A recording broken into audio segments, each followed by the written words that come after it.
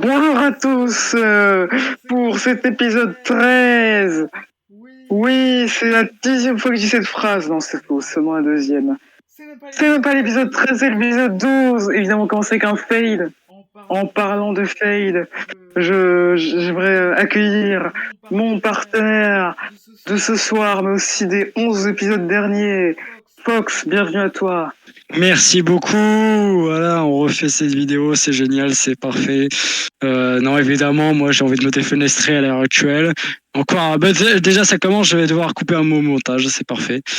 Voilà quoi, on est là, on est Al, comme dit Seth Jones. Nous sommes le 18 août 2002, enfin pas à l'heure actuelle parce que voilà. Dans l'arène du Tennessee State Fairgrounds à Nashville, Tennessee, USA. Avec les commentateurs Mike Toney, Don West et Ed Ferrara. Pas du tout, il n'y a pas Ed Ferrara. Voilà. Et on peut commencer. Hein. Bien, il est le 25 décembre au moment où je vous parle. Et en parlant de Noël, on ouvre l'épisode avec Goldilocks qui nous dit « Regardez les mecs, il y a un retour, c'est Scotto le retour. Oh mon Dieu, on dirait que je découvre !» Mais pas du tout. Bon voilà, cadeau de Noël. Joyeux Noël à tous, en tout cas ceux qui le fêtent. Scotto is back. Que fait-il ? Il annonce sa participation dans le Gauntlet for the Gold, politique par équipe, avec un autre homme qui fait son arrivée. C'est Sean Waltman. Il est là. A wild slapnuts appears. Double J, Jeff Jarrett. Je trompais de timing, hein, désolé, on m'excusera. Sean Waltman. Qui est Sean Waltman ? Eh bien, c'est X-Pac à la WWE. C'est Six à la WCW. Et ici, ce sera Six-Pack. Et oui. Un mélange des deux. C'est pas mal du tout, je trouve. Non, vraiment, tu pouvais trouver mieux comme nouveau nom. En tout cas, il y a quelqu'un qui est content de tout ça, c'est le public qui hurle de joie, alors qu'on démarre cet épisode avec quelque chose de très frais. À mon humble avis. Sans perdre plus de temps, bien sûr, on va retrouver Brian Lawler, notre aigri préféré, qui est interviewé plus tôt dans la journée par Goldilocks, qui le poursuit dans la rue comme d'hab, et il lui dit « Ne me parle pas, j'attends quelqu'un, il est là !» Et Wall Slapnuts appears. Bagarre. Voilà, Jeff Jarrett l'écrase avec sa valise contre un mur, et Jeff lui dit qu'il n'a jamais touché à sa femme, que c'est elle qui le manipule, qu'il ne faut pas lui faire confiance. Jeff et lui se connaissent... Brian et lui se connaissent depuis l'enfance et ils n'ont aucun problème. Maintenant, il doit le lâcher. Et c'est sur ces mots que JJ Double J entre dans l'arène et il nous dit « Bullet Bob, ma journée n'a pas commencé du bon pied. Et les 3 dernières semaines ont paru une éternité. Alors ce soir, plus de jeu ou de suspense. Ramène ton gars masqué avant que je vienne te défoncer. » Ah bon, d'accord, j'arrive. Parce qu'évidemment, Bob Armstrong ne vient pas, donc on suit Jarrett jusqu'en coulisses, où il vient attaquer Bob Armstrong, mais le gars masqué le frappe jusqu'au ring. Voilà, ils font bagarre jusqu'au ring, vous voyez bien l'image. Et là, qu'est-ce que lui dit le mec masqué ? Il lui dit « Oh, you didn't know ?» Et c'est Brian James, l'ancien Incroyable. ROAD, D-O-double-G. Oh mon Dieu.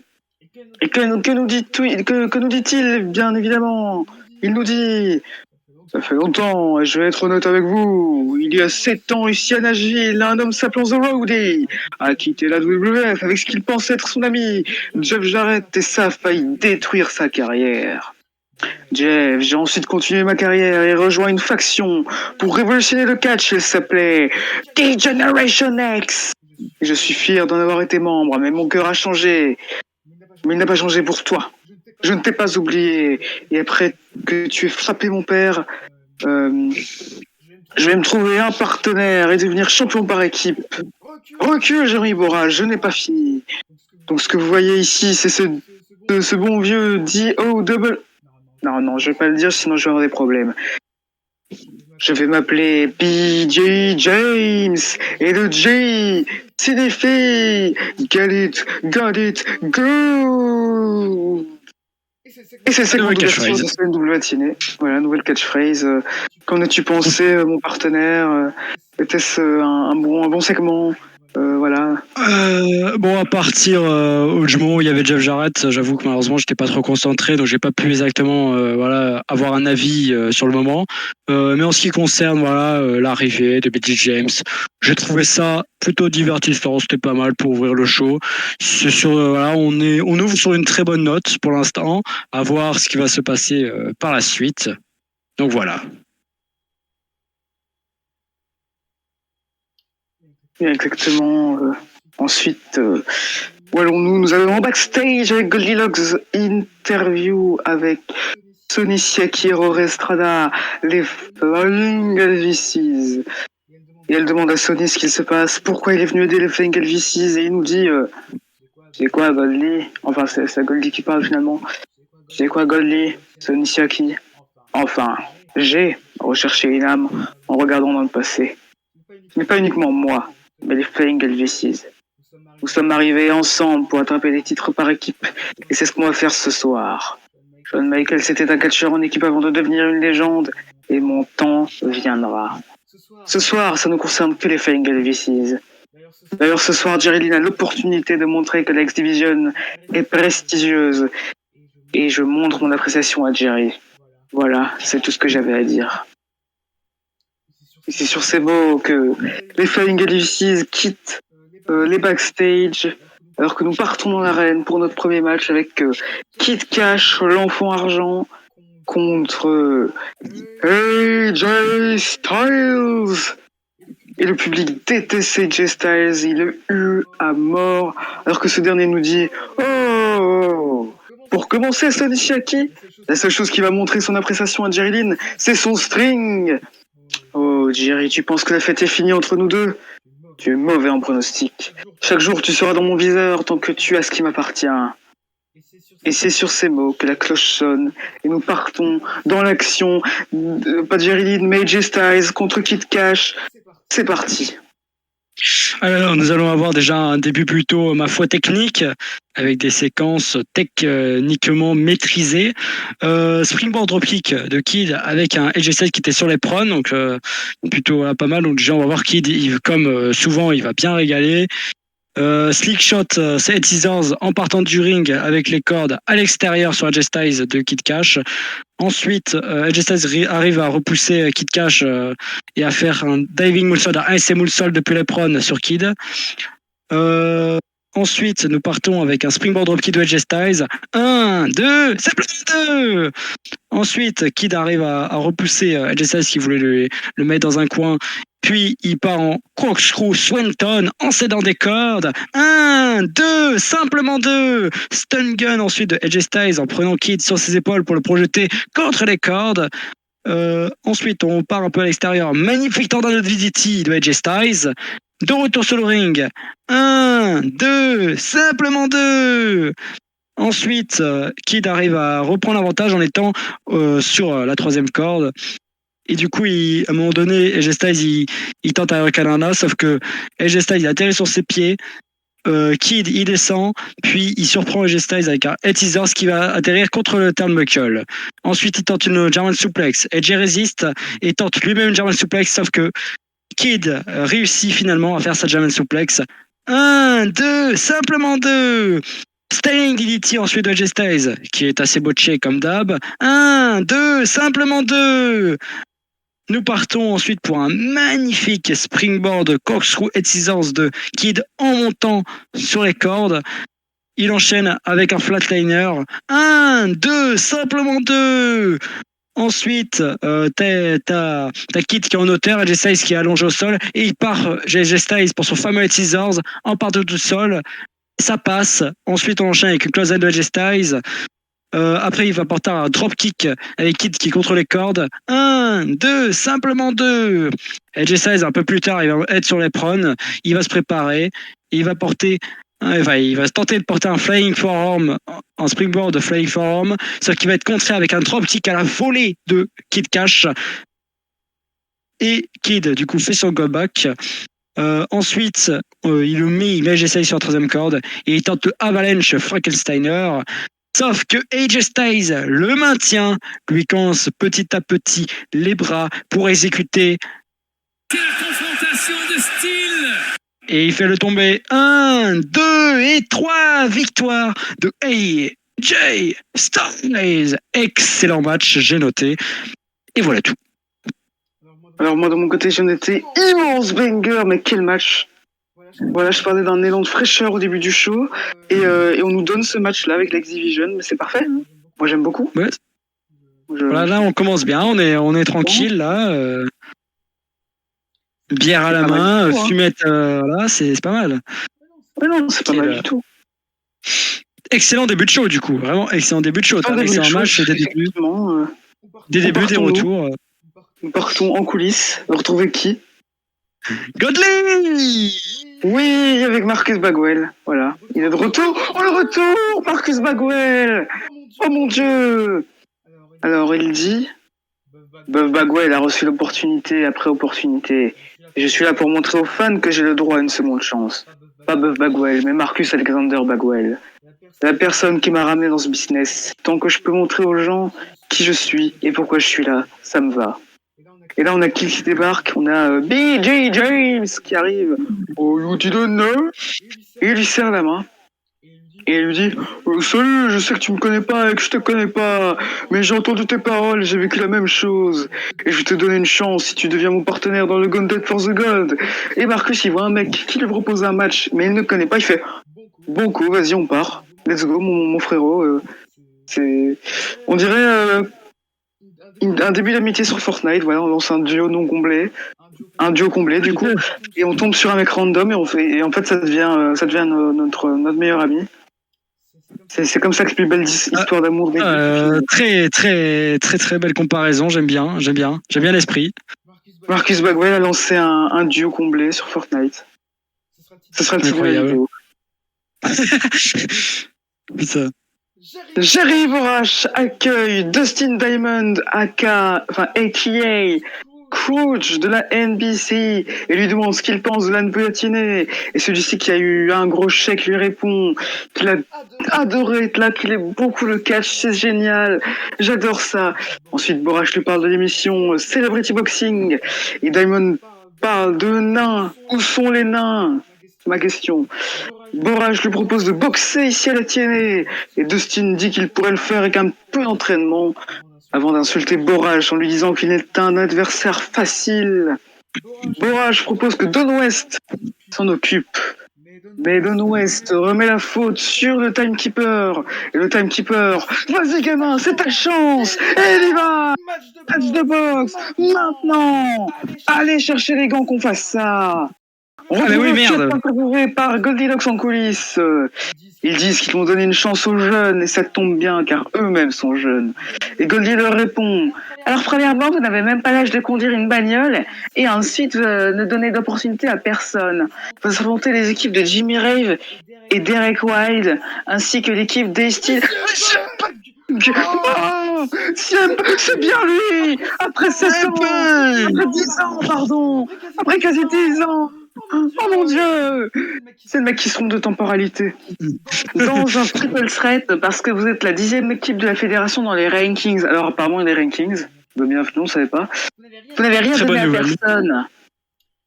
Et donc Cassidy O'Reilly et Trace Evans, qui va bientôt catcher dans la fédération Global Force Wrestling de Jeff Jarrett qui fait son retour. Jeff Jarrett il s'est dit vas-y je fais un show, je reprends ma fed, j'ai le roster de la AEW comme je veux, et ben je vais prendre Shay Stevens. Shay Stevens d'ailleurs je disais qu'il râle alors que Disco Inferno vient de demander si Goldilocks n'a pas vu Brian Lawler, elle répond que non. Et ensuite Disco lui répond qu'il vient lui rappeler qu'elle n'a aucune chance d'être dans le même lit que lui. Bah, bien sûr, je ne parle plus la France. Est-ce que ça va? En tout cas, moi non. Match de boxe entre Dustin Diamond et le Timekeeper. Je vais te laisser en parler alors que Don West sonne la cloche. Alors, est-ce que nous allons avoir le divertissement complet? Alors déjà, voilà, on va parler box-box. Du coup, ils se mettent en garde, ils vont se tourner autour. Donc là, c'est pas comme dans le catch professionnel où on s'en branle, on met pas de garde, on se bat juste comme des golemons. Bon, du coup, ils se tournent autour, ils essaient de s'analyser.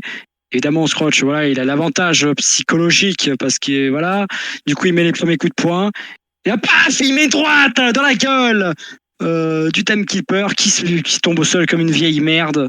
Il est KO. L'arbitre compte 1, 2, 3, 4, 5, 6, 7, 8, 9, 10. Victoire, voilà, expéditive de Scratch et on n'en parle plus. Une seule petite question que je me pose, c'est Pourquoi faire? voilà. Alors que tu recycles tes vannes, comme dans le Mais premier oui, rush, évidemment. je vais recycler mon avis en disant que c'était inutile, c'était de la merde, pourquoi c'était là, mais que c'était extrêmement drôle le fait que le timekeeper il soit là, il tente sa chance, il y va, vas-y gamin, vas-y, ça c'était drôle. Et juste Ça, pour c'était drôle. fallait le mettre. Bon, Pour écoute. la suite. En vrai, c'était divertissant. C'était divertissant. Moi, j'avoue, sur le coup, j'ai pété une petite barre. Donc Alors, voilà. Triple threat par équipe. L'équipe perdante sort du Gauntlet for the Gold plus tard dans le show. Premièrement, Jimmy Rave et Derek Wild face à Ace Steel. Il est là, il est vraiment là, c'était pas qu'une rumeur. Oh mon dieu, il est là en physique, il est beau en short blanc. Mon dieu, il est blond. C'est un peu qui est là. Face à autre chose. Je vais te laisser parler du match parce que c'est pas mon rôle. Voilà, donc tu vas reprendre ton métier, connais ton rôle, know your role, and shut your damn mouth. C'est le mec qui se prend pour le rock. T'as le rock sans la voix charismatique, dis donc. Alors, du coup, le match, CM Punk et Cassidy O'Reilly vont commencer le match. On va directement voir un crew crossbody dans le coin de CM Punk qui était plutôt dégueulasse. D'ailleurs, qui ne va mener à aucun selling, c'est bien. Ensuite, travail en équipe avec Ace Steel. Donc là, ça va partir en roundhouse kick assisté. Cassidy, bon, il va se faire malmener comme une grosse merde au centre du ring. Sit-out powerbomb de Cassidy après que Derek soit venu sur le ring un peu plus tard dans le match. Chase se prend un teaser en rentrant tout simplement par Derek qui réussit à re-atterrir sur ses pieds, disons. Chase y revient, Michinosuku Driver sur Jimmy. Putain, la manière qu'on j'ai prononcé, terrible. Double dropkick des shots sur Jimmy. Back body drop assisté d'une Flatten Bomb des Hot Shots sur Jimmy. Jimmy, décidément, c'est pas l'amour fou entre le catch et lui. Grosse l'arrêt de Chase. Ensuite, on part sur une tentative de springboard moonsault de Chase, mais Jimmy laisse ses genoux. Super kick, double KO. Jimmy tag Punk qui va directement partir en springboard dropkick sur la jambe de Chase. Voilà, si tu veux. Vraiment, il s'est dit vas-y, pourquoi pas. Il faut essayer des trucs dans la vie. Là, il y a un gros bordel parce que tout le monde monte sur le ring. Ensuite, on a autre chose qui ont d'ailleurs fait un bon match en vrai. Ils vont te faire une German suplex plus super kick. Donc, c'est peut-être ceux qui combinent le mieux en équipe, bizarrement. Ensuite, ça se jette à l'extérieur. Top Conillo de Punk. Bon, il a failli crever, voilà. Décidément. Twisting Swanton de Derek vers l'extérieur. Ensuite, sur le ring, t'as Ace Steel qui fait une gorille spéciale plus un neckbreaker pour pouvoir faire gagner son équipe. Tout ce que j'ai à dire, c'est que c'était là. C'était pas spécialement fou. J'étais pas vraiment dans le match. Donc, j'avoue que j'ai pas plus à dire. C'est un peu mitigé. Il y a eu pas mal de botch, pas mal de moments approximatifs. Donc voilà. Je te rejoins sur tes avis. Globalement, tu as raison. Rien d'étonnant. C'était là, quoi. Transition danseuse. J'allais dire qu'on allait voir ce qui se passe dans Golden for the Gold, mais d'accord, transition de danseuse, tu décides de m'interrompre pour dire ça. Ok, sors ta bite comme ça en plein épisode, ça ne me dérange pas. T'as le rapport. En coulisses, Godly Locks interview Chris Harris et James Storm. Et globalement, les mecs nous disent qu'ils partent pour gagner des titres. Alors que Storm, il reste dans sa gimmick de cowboy de merde, là. Ah oui, d'accord. Il est salé, t'es salé, mon ref. Je suis désolé. Parce qu'en plus, c'est vraiment drôle, quoi. Il est marrant. C'est limite un peu mignon. C'est drôle. C'est un peu mignon, il a la chimie avec son partenaire. Et moi, je suis là, j'insulte gratuit. Pardon, James Storm, hein, qui n'écoutera jamais cette vidéo, d'ailleurs. Et Chris Harris lui dit qu'il n'a pas le temps d'être fâché contre lui. Et que ce soir, ça ne le dérange pas que James soit un cowboy, contrairement à moi. Voilà. Moi, ce soir, ça me dérange. Scotto, les six-packs font leur entrée. Ils vont faire une petite promo. Là, Scotto, il nous dit Hey yo, la première fois que je t'ai vu dans un ring, c'était en 1993. T'as battu un gars qui s'appelait Razor Ramon. Et il n'y a que quelques gars qui m'ont fait MS Business et t'en fais partie. Ensuite, Six-Pack prend le micro et il dit Ah, beaucoup de gens m'aiment et beaucoup me détestent. Mais il y a beaucoup d'histoires sur nous, elles sont réelles. Et ce qui est encore plus réel, c'est qu'on adore le catch. Plus de divertissement sportif désormais. Que avant qu'on se fasse virer, bah, botton des culs. Ron Harris, Brian Lee. Il les attaque, oh mon dieu, l'attaque de Primetime Brian Lee et de Ron Harris. Mais non, Razor Edge pour en finir. Scotto, les six-packs restent forts à l'issue de ce segment. Qu'as-tu pensé de ce segment? Ok. Voilà, c'est. Merci. Goldilocks interview Brian Lee pour lui demander ce qu'il se passe. Et il dit Ah, ma femme, où elle est, tu l'as vue? Et Goldie lui dit Non, mais des commentaires pour le. Non, pardon. Goldie lui dit Non, mais des commentaires pour le gauntlet de ce soir. Et Brian lui dit Attends, c'est ce soir. Goldie lui dit Ouais, Brian, t'es avec nous dans la lune, ça va, Brian? Et Brian la coupe en pleine phrase et lui dit J'ai aucun commentaire, tu es ferme, tu ne connais rien de la situation. C'est une question de vie ou de mort, t'as compris? Il est 23h28 et je hurle dans mon salon tout seul. Peut-être que je fasse une mise au point sur ma vie. Désolé. Le retour d'Hermie Sadler est de retour. Personne ne s'y attendait. Waouh, c'était un des originaux de cette fédération. On se rappelle de cette légendaire avec Ron Killings. Et évidemment, comme il a reçu un chèque, il dit qu'il est content d'être de retour, voilà. Mais il est encore plus content parce que la TNA sponsorise la NASCAR, voilà. Donc ça lui fait ses affaires. Il dit encore une fois qu'il est très content parce qu'il faut qu'il le répète et que la vraie action elle est ici, voilà. Il vend bien le produit. Alors que Push, Miss TNA Bruce est là et il démarre une promo, mais t'as Hermie Sadler au commentaire, il ferme pas sa gueule. Et donc en fait, il est en train de parler pendant la promo de Bruce. Donc on n'entend rien. On entend la fin et il parle de la femme de Mike Tenay, il challenge une femme. Il y a des chants Atina, parce que Atina c'est une femme qui est visiblement dans l'arène, qui n'est pas encore débutée, mais qui a des affiches à son effigie depuis le début, des chants. Je crois qu'à un moment elle canait en ringside, et je crois que dans les premiers épisodes j'avais dit tiens il y a une femme en ringside, je crois savoir qui c'est, mais qu'est-ce qu'elle fout là? Et donc voilà, c'est la petite histoire d'Atina. Bruce, il insulte une blonde dans le public. Ça la chauffe, elle signe un contrat pour partir dans le ring. Ça part en match. Vas-y, parle-nous de ce match.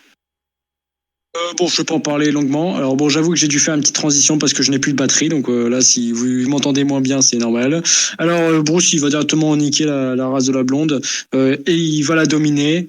Tiens, bizarre dit comme ça. Powerbomb, 1, 2, 3, on n'en parle plus, c'était assez court. Bruce, il va continuer à attaquer la blonde. Et puis, il va montrer son cul à Hermie Sadler, voilà, écoute, pourquoi pas. Hermie, il va décider d'aider la meuf. Il monte sur le ring, il va faire le save. Atomic Drop, Bruce, il se met à fuir. Et voilà, c'était là, en tout cas. Bon, comme d'habitude, Bruce...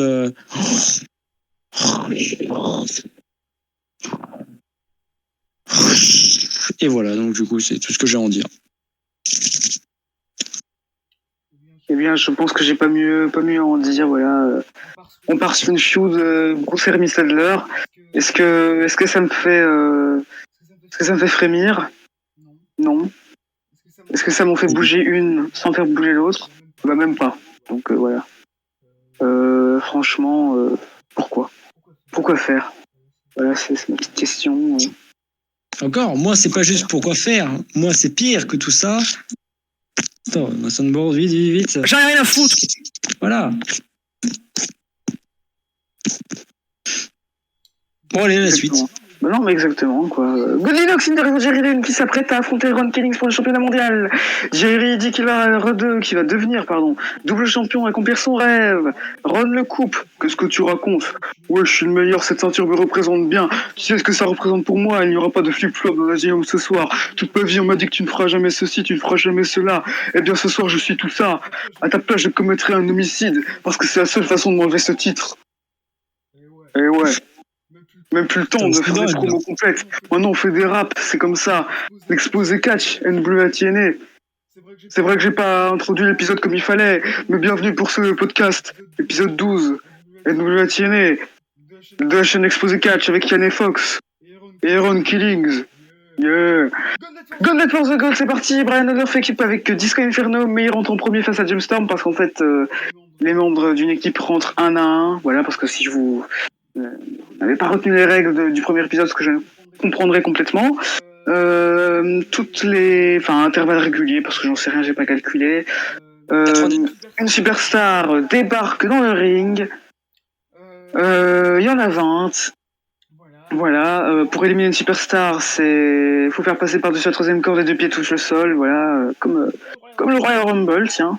À la fin, quand il reste 2 mecs, eh bien leurs partenaires reviennent et ça part en match simple, voilà. Comme récemment la Bada Bing Bada Boom Battle Royale NXT. Si vous avez la ref, commentez, mettez un like, abonnez-vous. Et je vais te laisser parler, ce serait mieux. Brian Lawler contre James Storm directement pour commencer. Alors, Brian, il va directement l'attaquer. Du coup, on va partir avec une Northern Light Suplex de Brian Lawler qui était assez botché, assez horrible. James, il va quand même réussir à mettre 2-3 coups de poing, un DDT. Il va monter sur la troisième corde, missile dropkick. Et ça va être là où Joel Maximo arrive. Bon, on s'en va un peu les couilles, mais il va quand même porter un petit teaser sur Brian, un dropkick directement dès qu'il va rentrer sur le ring. Il va chercher à éliminer Brian en duo avec James Storm, le cowboy. Et c'est là où va venir Derek Wild. Il va directement se faire éliminer par Brian Lawler. On n'en parle plus, voilà. Voilà, facile. Joel, il se fait éliminer dans la foulée encore. Brian, alors que James Storm il est sur la troisième corde, on ne sait pas trop ce qu'il va faire. Il va mettre un pain à James Storm, il va se faire éliminer. James Storm, on n'en parle plus du cowboy là. Et encore, on n'en parle plus. Et ça va enchaîner, donc du coup, le danseur Brian qui va danser comme un gros golemon, comme à son habitude. Marcus Bagwell rentre. Et il va directement du coup s'attaquer à Brian Lawler. De toute façon, c'est le gars qui est sur le ring. Running Neckbreaker. Il y a un random qui voulait rentrer sur le ring. Voilà. Non mais voilà, je dis ça comme ça. Il y a vraiment un mec qui voulait rentrer sur le ring. Il y a eu la sécurité qui l'a pris. Et là, on a celui aux pensées sombres. Cobain qui rentre. C'est le Raven de Wish, voilà. Surtout comme il est habillé là dans le show, c'est vraiment Raven de Wish. Je me répète 3 fois pour dire la même chose. Putain, tu recycles tes vannes, incroyable. Mais faut pas le dire, il n'y a que toi et moi qui sommes au courant, donc... Il attaque Marcus, mais il va se faire directement calmer. Backbody drop de Marcus sur Cobain. Ensuite, on a un low blow de Brian Lawler sur Bagwell. Et là, c'est là où Ace Steel arrive. Il s'en prend à Cobain, celui où pensée sombre. Il lui met un corner dropkick. Brian cherche à éliminer Marcus pendant ce temps. Cobain se fait maîtriser pendant ce temps, encore une fois, voilà, comme une victime. Tandis que Rory Estrada, la moitié des Flying Aces arrive. Du coup, on va directement passer, alors, tandis que Ace et Rory vont partir à la bataille. Brian et Marcus sont toujours un agenda l'un contre l'autre. Ils se battent toujours comme des gros cons. Et Brian Lee arrive, un des favoris. Il s'en prend directement à Ace Steel. Puis il tente de virer Lawler du ring, tout simplement. Et c'est alors, évidemment, son succès. Voilà. Et c'est ainsi que Six Pack arrive. Il va directement porter un factor sur Rory. Il déroule sur tout le monde. Puis ensuite, il va éliminer Cobain avec un petit pain dans la gueule. Et il s'en prend à Brian Lawler. CM Punk arrive, incroyable. CM Punk qui est encore là. Décidément, je vois qu'on ne voit que lui en fait. Et au moment même où il rentre, Ace Steel se fait éliminer par Six Pack. Voilà. Bon, sinon il change pas grand chose au match. Voilà, c'est une autre époque comme on dit. Il se fait mettre à l'amende par Rory. Tandis que Jimmy Rave arrive, il s'en prend directement à Punk avec Rory Estrada. Brian Lee domine Six Pack. Et c'est alors que Ron Harris arrive, ça va chier des marmottes. Ils défoncent Roré avec Brian, ils éliminent directement Roré ensemble. Ron élimine Punch, Brian Lee élimine Jimmy, ils éliminent ensuite Marcus Bagwell, donc c'est une grosse série d'élimination, tandis que Billy James arrive. Il va totalement attaquer les deux forces fortes du match qui quand même prennent bien l'ascendant sur le match actuellement. Voilà, il va pas se passer grand chose parce que José Maximo débarque juste après et se fait éliminer directement par Ron Harris. On n'en parle plus. Merci, bonsoir. Et c'est easy, voilà. Ça ne reste pas fort comme on dit. Pac élimine Brian Lawler qui était sur les prônes après une coupure pub. Voilà. Alors bon, évidemment les coupures pub, il n'y a jamais vraiment une vraie coupure, mais voilà, ça m'a un peu fumé de rire le timing. Genre voilà, alors Slash arrive. La foule s'en branle évidemment, il fallait s'en douter. Il fait copain avec Lee Harris pendant un petit temps, même si ça va pas durer.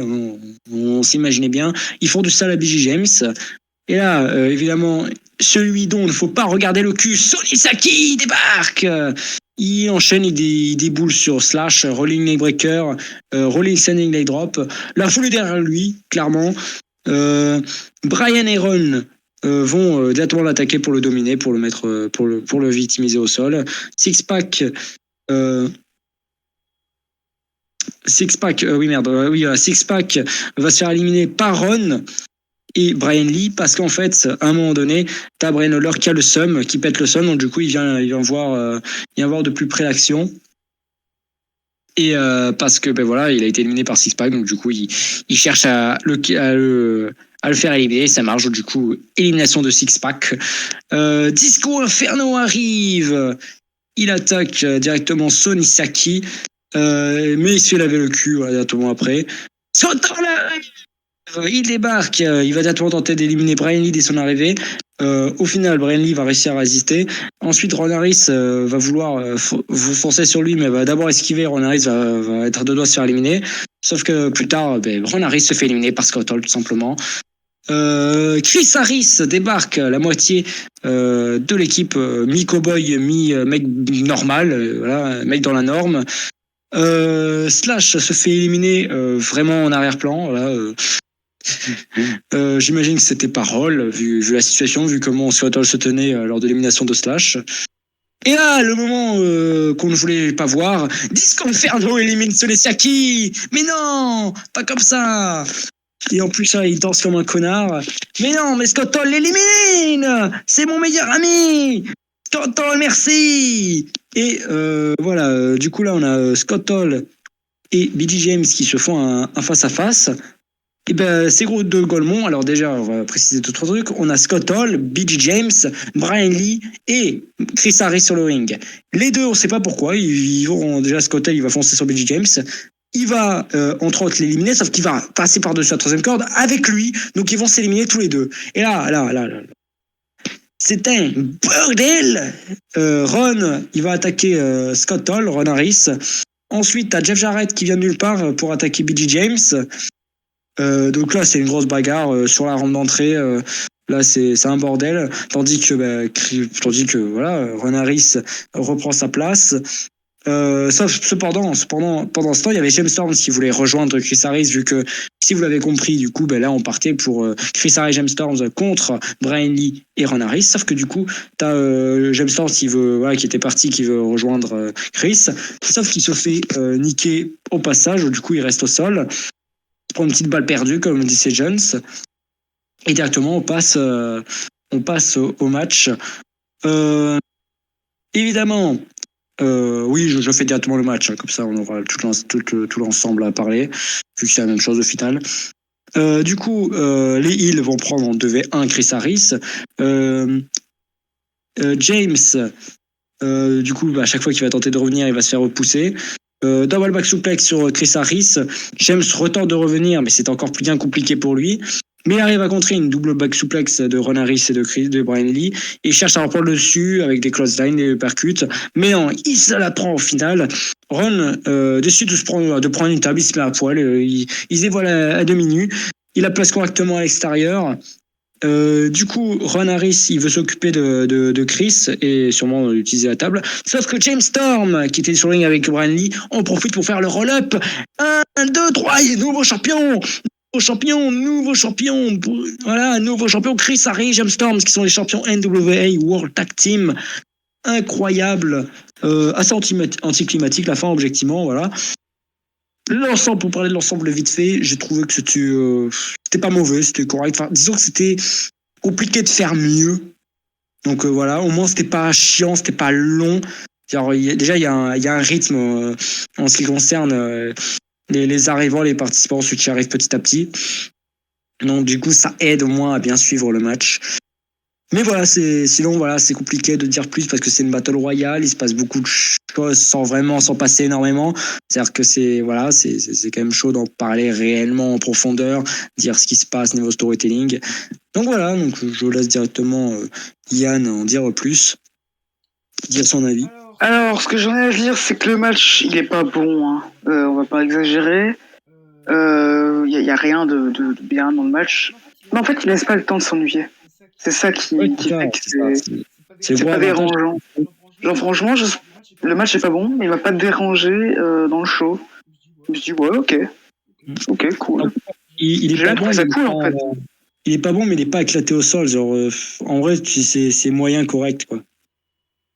Donc, du coup, ça aide à faire passer la pilule. Sachant que c'est très très long, hein, ça prend quand même 30 minutes de show, hein, cette connerie. Enfin voilà, nouveau champion, Harris et Storm. Franchement, on pouvait pas faire mieux, je pense. Ouais. Je regarde la liste là. Ouais. Peut-être les Maximo et encore. Bon, rien. En fait, les Maximo, ils catchent bien. Et ça se résume à ça, en fait. Pour rien d'autre. Ouais, ils sont techniques, mais ils ont pas grand-chose. Alors en coulisses, attention, image choquante. BJ James, so you didn't know. Il est complètement ouvert au crâne. Ensanglanté de partout, le type. Et il est à terre dans les backstage en train de se faire soigner. Mais horrible. Qui a fait ça, on se le demande bien.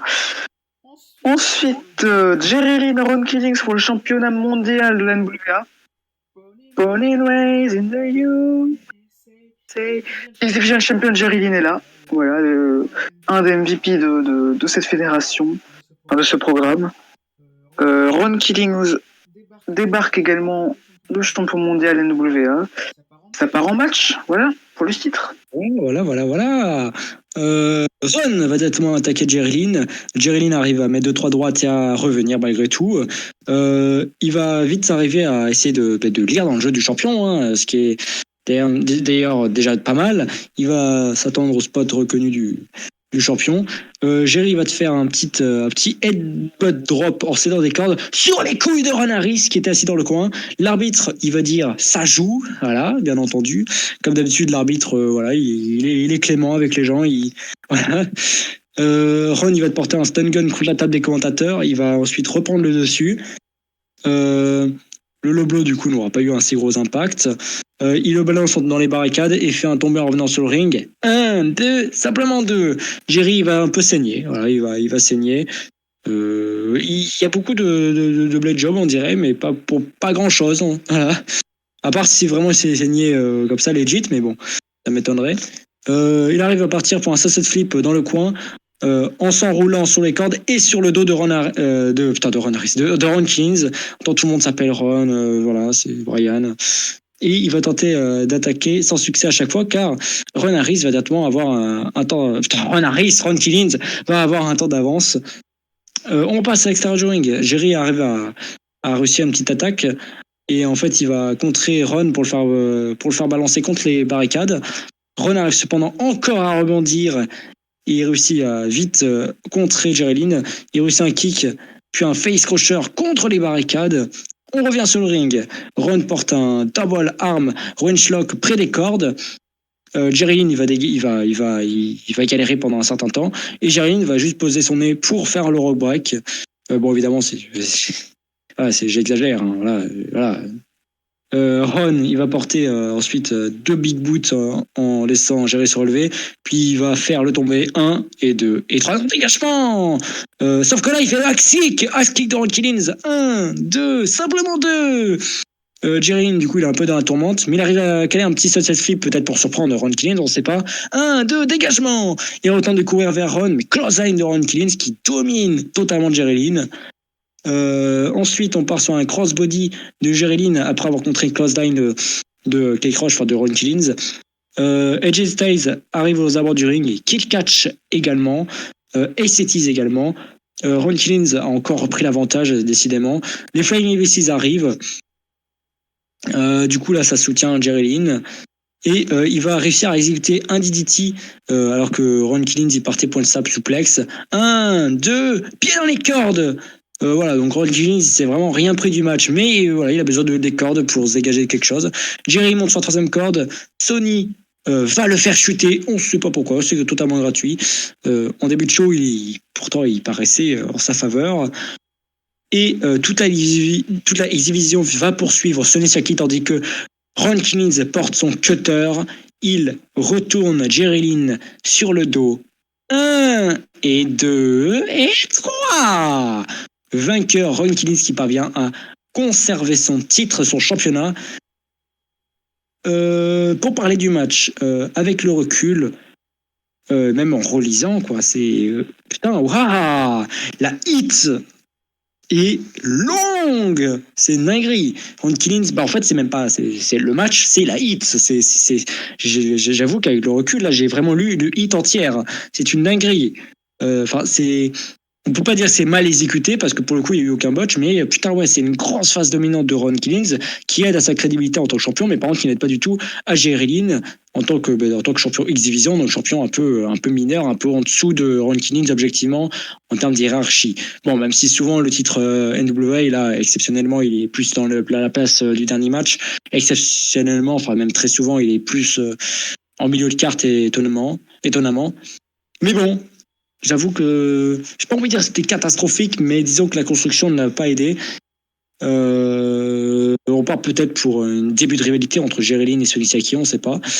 Qu'est-ce que tu en as pensé plus précisément?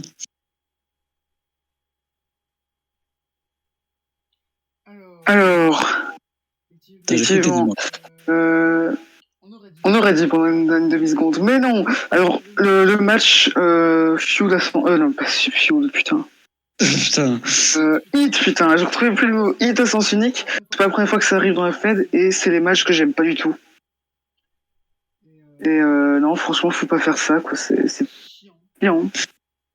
Moi, je déteste ce genre de construction de match où le heel domine tout, jusqu'à la fin, et t'as juste un petit comeback vers la fin. Ça me rappelle étonnamment, ça rappelle étonnamment les matchs de Ken Shamrock. Voilà, bizarre. Ou alors quand c'est le heel domine jusqu'à la fin, et puis hop, le face passe 3 moves, il gagne. C'est le genre de match qui me saoule, moi, parce que y a aucune diversité, aucun rebondissement, c'est juste on se fait chier jusqu'à la fin. C'est assez plat. Comme ça et c'est fait. Le match est fini. C'est très plat dans l'ensemble. Ça marche quand c'est un cas très over, mais pour Jerry Lynn, ouais, il est pas non plus voilà, mais pas le plus over, et pour le coup il a vraiment eu aucune offense. Pas genre on n'exagère pas, il a vraiment eu aucune offense. Il a juste porté 2-3 prises pour la déconne, mais il a vraiment eu aucune offense. Genre même des matchs de ce style, il y a toujours une petite offense. Le problème c'est que chez TNA c'est comme ça, voilà, à l'époque on sait pas pourquoi, c'est dès qu'il y a une grosse hit, c'est une domination à tous les étages. Donc bref, voilà. Ensuite. Merci Sony Saki qui a menti au début du show en disant oui, j'encourage Jerry, machin, menteur. Enfin, voilà. Parlons de quelqu'un qui ne ment pas, à savoir un homme qui hurle pour nous annoncer ce qui se passe la semaine prochaine. Je parle évidemment de Don West. Je vais vous hurler dessus aussi, je vais me casser la voix. La semaine prochaine, BG James contre Jeff Jarrett. La feud sanglante entre les deux. Six Pack, Brian Lawler. Après les provocations pendant la Battle Royale. Mais aussi le retour de Loki. Le ace de la X-Division, l'ancien champion. BG James se coupe. Do you know? Mais à part derrière, Ron Phoenix attaque gratuitement. On sait pas pourquoi. Et Jeff Jarrett aussi, également, il est là, il suit Trousse. Et ils s'y mettent à deux, voilà, ils tabassent BG James. Oh, Scott Hall, Six Pack, ils sont déjà de retour. C'est la 4e fois du show qu'ils font un segment. Et ils font le ménage, voilà. Ils défoncent Trousse, ils défoncent Jarrett. Et c'est ce qui conclut cet épisode 13 du show, qui est en fait l'épisode 12 pour l'exposé catch. Effectivement. Voilà. Je pense que tu peux déjà te demander la conclusion de cet épisode. Qu'en as-tu pensé? Alors, on va directement dire les termes, on va poser les faits. C'était un show qui, par rapport au dernier, était beaucoup moins bon. Voilà, c'était un show moyen dans l'ensemble. Il y avait, à part le premier match, il n'y avait pas grand-chose à début. En fait, à part même le début du show, les premières minutes, il n'y a pas grand-chose à manger. C'est assez plat dans l'ensemble. Déjà, bon, t'as un petit moment drôle avec le truc de boxe, sauf que si t'as un moment drôle comme ça, c'est pour après calmer les gens pour qu'ils puissent profiter d'un gros contenu après. Le problème, c'est qu'il n'y a pas ça, parce qu'après, t'as un match assez osef par équipe avec CM Punk, Ice Steel et tout ça, etc. T'as la Bruce, voilà, t'as Bruce, donc bon, voilà, t'as Bruce. T'as la Battle Royale qui, bon, n'est pas mauvaise. Dans l'exécution, elle est pas mal. Enfin, même niveau rythme. Sauf que malheureusement, c'est assez balèque parce que, voilà, c'est balèque, quoi. C'est Battle Royale. C'est compliqué, surtout que quand il y a pas non plus l'enjeu du siècle. Tu sais qu'après, ils vont directement s'affronter et que ça va pas être un match de fou. Parce que, ils avaient fait Battle Royale juste avant. Donc, du coup, voilà, c'est assez compliqué. Le main event est assez décevant parce que ça reste deux superstars de catcheurs assez hautes dans la compagnie, donc du coup c'est assez décevant de voir un match si peu qualitatif entre ces deux hommes. Après c'est le booking, hein, malheureusement j'ai pas envie de m'attaquer à eux. Le truc est peut-être un peu sympa hors les retours et débuts et l'opener, je pense que ça serait peut-être vite fait le fil rouge, entre autres, avec Solisaki qui dit moi je soutiens Jerilyn, mais qui au final trahit Jerilyn. Du coup, voilà, on va voir ce que ça va mener, Jerilyn Solisaki. Bon, après, on a regardé l'épisode déjà, donc bon, c'est un peu où on va. Voilà, moi j'ai pas plus à dire. Bon, souvent je m'éternise, mais objectivement le show est un peu moyen, il y a pas grand chose à retenir.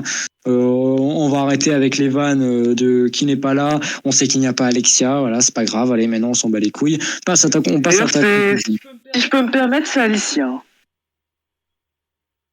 Oui, Alicia, oui, bien sans branle. C'était ma conclusion. Bonne nuit, à la prochaine. Non, je rigole. Non, je rigole. Non, effectivement, on a un show qui est pas forcément bon. Mais qui donne un air de fraîcheur. Et en fait, ça le rend appréciable. Ça le rend appréciable. Et donc, on s'est pas fait chier. Moi, j'ai bien aimé cet épisode. Bon, honnêtement, de mon côté, il est passé assez vite. Voilà. Genre, pour moi, je le trouve assez moyen, mais il n'est pas non plus mauvais. Et en vrai, il y a des trucs que tu peux aimer, notamment le début du show, selon moi. Donc ça va. Même en vrai, la fin du show, en vrai, en elle-même, voilà. Oh, après, on dit un vent de fraîcheur. Bon, c'est quand même Scott Hall, Six Pack, bon. Road Dogg, voilà. Bon, Oui, c'est vrai qu'on parle de fraîcheur, c'est des vieux. C'était vieillard. Mais bon, on peut pas tout avoir. Voilà, il faut bien des gros noms pour lancer une fédération. Oui, totalement. Comme il faut bien des gros noms pour lancer notre chaîne YouTube. Voilà, donc si vous nous entendez, lancez notre chaîne YouTube, les gros noms. Abonnez-vous, likez, de commentaires pour partager votre avis sur cette review. En tout cas, moi, je vais partager mon avis sur cette review. C'est la deuxième fois qu'on la tourne. Et pourtant, j'ai l'impression que je suis très naturel. C'est fou. Je crois que c'est la première fois qu'on est si peu naturel et pourtant on en a refait des reviews. Peut-être que la folie me prend. C'est le jour de Noël et je tourne une review. Pour la deuxième fois de la semaine. La même. T'as n'empêche, on a réfléchi, mais tu dis ça, tu dis, alors mettez-nous en valeur, mais tu dis ça à la fin, donc du coup, Ouais, c'est vrai. fois sur The le Watch watch. Time.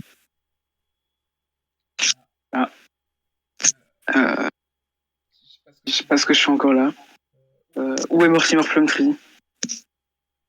Vous le verrez au prochain épisode. J'ai spoilé! Oh non! À la prochaine, bonne nuit! Ouais, comme ça. L'épisode il se finit comme ça. Ah oui, non, mais c'est un épisode. Épisode roue libre. Un épisode roulé qui a quand même duré 1 heure. Hein.